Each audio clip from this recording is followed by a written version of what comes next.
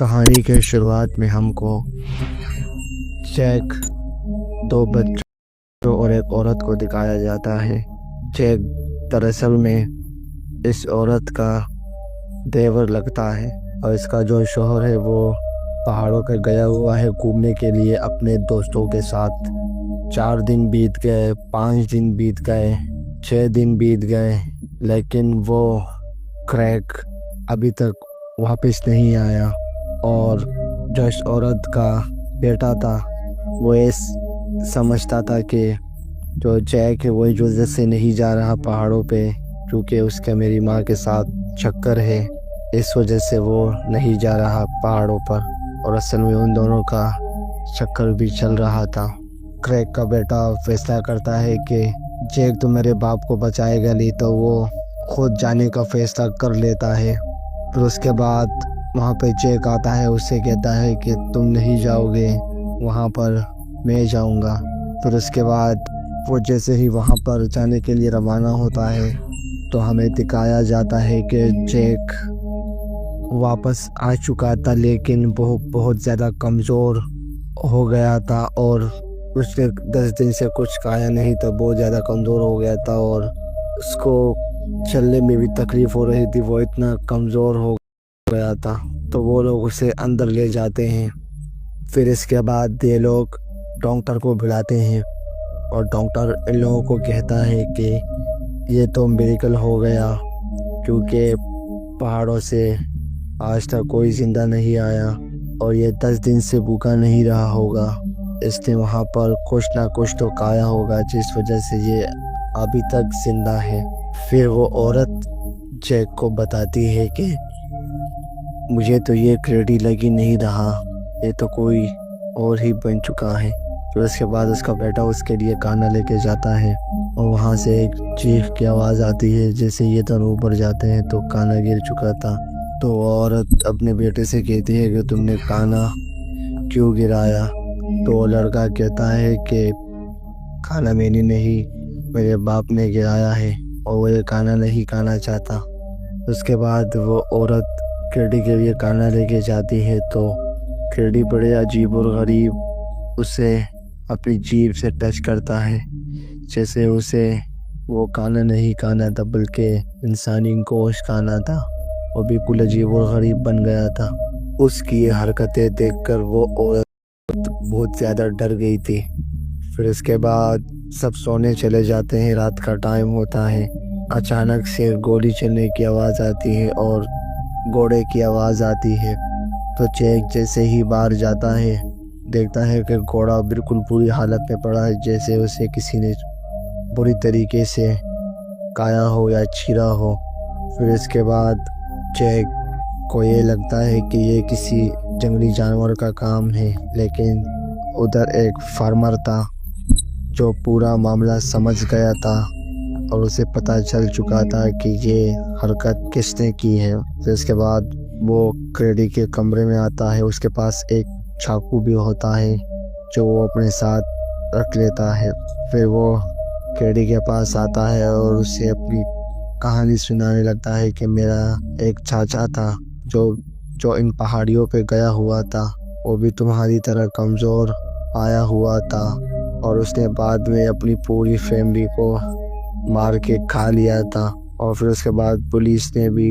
اسے مار دیا تھا کیونکہ وہ آدم خور بن چکا تھا، وہ لوگوں کا گوشت کھانے کا شوقین بن چکا تھا۔ جیسے ہی وہ اسے یہ باتیں بتاتا ہے تو فارمر اسے کہتا ہے کہ تم اس سے لڑ سکتے ہو، اگر تم اس سے نہیں لڑے تو یہ تمہیں اندر سے کھوکھلا کر کے مار دے گی۔ پھر اچانک سے وہ کھڑا ہو جاتا ہے اور کہتا ہے کہ اس نے میری پوری باڈی پر قبضہ کر لیا ہے اور میں اب کچھ نہیں کر سکتا۔ اور جیسے ہی وہ فارمر چاقو نکالتا ہے تو وہ روح سے کہتی ہے کہ میں تو ایک بری سول ہوں، اور تم نے مجھے مار بھی دیا تو کوئی فرق نہیں پڑتا، میں دوسری باڈی میں چلی جاؤں گی، لیکن اگر تم نے مجھے مار دیا تو تم پوری زندگی جیل کی چکی پیسو گے۔ پھر اس کے بعد وہ فارمر چاقو رکھ کے چلا جاتا ہے۔ پھر اس کے بعد وہ فارمر جیک کو سب کہانی بتاتا ہے کہ یہ ایک شیطانی یاد پر اس کی باڈی کے اوپر قبضہ کر لیا ہے اور اس کا بچنا اب ناممکن ہے، اب اسے مارنا ہی ہوگا۔ وہ فارمر جیک کو بتاتا ہے کہ پہاڑیوں کے ایک بڑی خطرناک روح ہے جو انسانوں کی باڈی میں گھس جاتی ہے اور پھر انسانی گوشت کھایا کرتی ہے، کیونکہ وہ ایک آدم خور روح ہے اور کریڈی اب وہ کریڈی نہیں رہا، اب اسے مارنا ہی ہوگا اس سے پہلے کہ وہ تمہاری فیملی کو نقصان پہنچائے۔ اس کے بعد ہمیں اس عورت کو دکھایا جاتا ہے جو کریڈی کے لیے کھانا اور کریڈی کے روم میں جاتی ہے اور وہ دیکھتی ہے کہ کریڈی نے ابھی تک وہ کھانا نہیں کھایا۔ جیسے ہی وہ کھانا اٹھاتی اور جانے لگتی ہے تو کریڈی اسے آواز لگاتا ہے، اسے کہتا ہے کہ یہاں پر آ جاؤ۔ ابھی بھی ایسا لگ رہا تھا کہ کریڈی کے اندر وہ سول نہیں ہے، اب وہ ٹھیک ہے، اور وہ اس عورت سے باتیں کرتا ہے کہ ہم کچھ دوست پہاڑی پہ چڑھنے گئے تھے تو ہم موسم کی خرابی کی وجہ سے ایک پہاڑ کے اندر چلے گئے، 4 دوست مدد بنانے کے لیے گئے لیکن وہ نہیں آئے۔ اس کے بعد میرے کان میں ایک آواز آئی کہ تم مجھے اندر آنے دو تو میں تمہیں بچا لوں گی۔ پھر اس کے بعد میں نے اسے کہا ٹھیک ہے۔ جیسے ہی وہ میرے اندر آئی میں نے اپنے دوست کو ہی مار دیا اور اپنے دوست کو ہی کھا لیا اور اس نے میرے پورے جسم پہ قبضہ کر لیا ہے۔ جیسے ہی وہ ساری باتیں اسے بتاتا ہے اس عورت کو تو وہ عورت بالکل ڈر جاتی ہے اور جیسے ہی جانے لگتی ہے تو کریڈی کا وہ شیطانی روح واپس جگ جاتی ہے اور اس عورت کو گلے سے پکڑ لیتی ہے۔ اس کے منہ سے تھوک بھی بہہ رہا تھا جیسے وہ ابھی اس عورت کو کھا جائے گا، لیکن وہاں پر جیک بندوق تھان کے کھڑا تھا اور جیسے ہی وہ جیک کو دیکھتا ہے تو ایک چیخ مارتا ہے اور اس عورت کو چھوڑ دیتا ہے اور اندر چلا جاتا ہے اور چیزیں ادھر ادھر توڑتا ہے۔ اس کے بعد وہ اور بھی زیادہ بھیانک چیخیں مارنے لگا جس سے اس کے بیٹے بھی گھبرا گئے، اور جیسے ہی باہر کی جانب نکلنے والے ہوتے ہیں تو وہاں پر وہی فارمر اس نے قسم کھائی تھی کہ میں اس آتما کو نہیں چھوڑوں گا، اور وہ اسے مارنے کے لیے کلاڑی اٹھا کے لے آتا ہے اور یہ سب باہر چلے جاتے ہیں۔ جیسے ہی باہر چلے جاتے ہیں وہ فارمر اندر جاتا ہے اور ادھر ادھر ڈھونڈنے کی کوشش کرتا ہے کریڈی کو۔ کریڈی اچانک سے پیچھے سے آتا ہے، اس کے پیٹ پہ حملہ کر دیتا ہے، اسے جان سے مار دیتا ہے، اور جیک بھی اسے نہیں چھوڑنا چاہتا تھا اور اسے مارنے کے لیے اندر گھر پہ چلا جاتا ہے۔ جیسے ہی وہ دیکھتا ہے کہ وہ فارمر زمین پہ مرا پڑا تھا، اس کے بعد کریڈی ایک کمرے میں لیٹا ہوتا ہے بالکل بے بس۔ جیسے ہی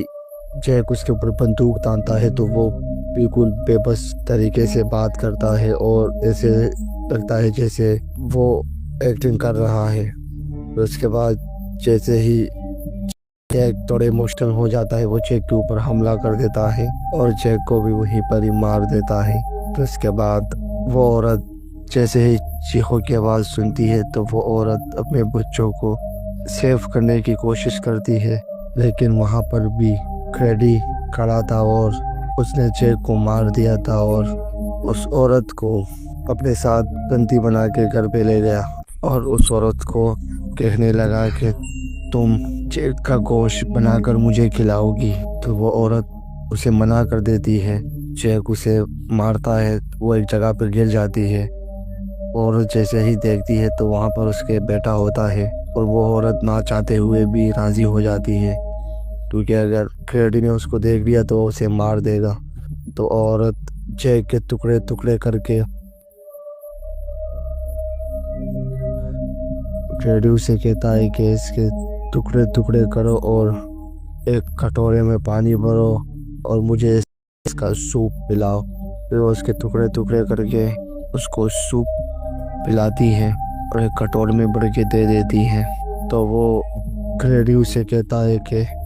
تم بھی اپنے لیے ایک کٹورا بھرو، میرے ساتھ اس گوشت کا لطف اٹھاؤ، لیکن وہ کہتی ہے کہ مجھے بھوک نہیں، میں نہیں کھا سکتی۔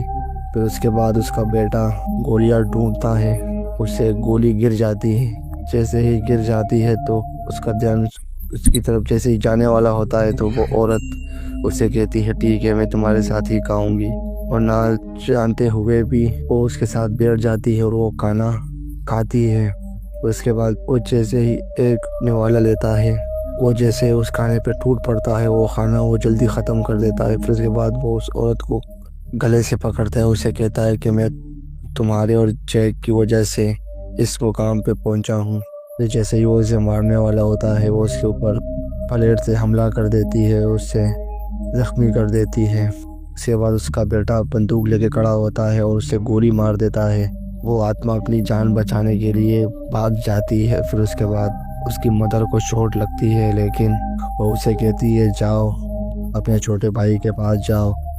ایسے نہ وہ اسے نقصان پہنچا دے۔ جیسے ہی وہ ادھر جاتا ہے اس نے اس کے چھوٹے بھائی کو گلے سے پکڑا ہوتا ہے اور وہ بالکل شیطان بن چکا تھا، اور وہ اسے کہتا ہے پتہ ہے تم سب کو کہاں پہ ہونا چاہیے، میرے پیٹ میں۔ جیسے ہی وہ اس بچے کو نیچے کرتا ہے تو اس کا بیٹا اسے گولی مار دیتا ہے۔ ان دونوں کو لگتا تھا کہ ہم نے اسے اب مار دیا ہے،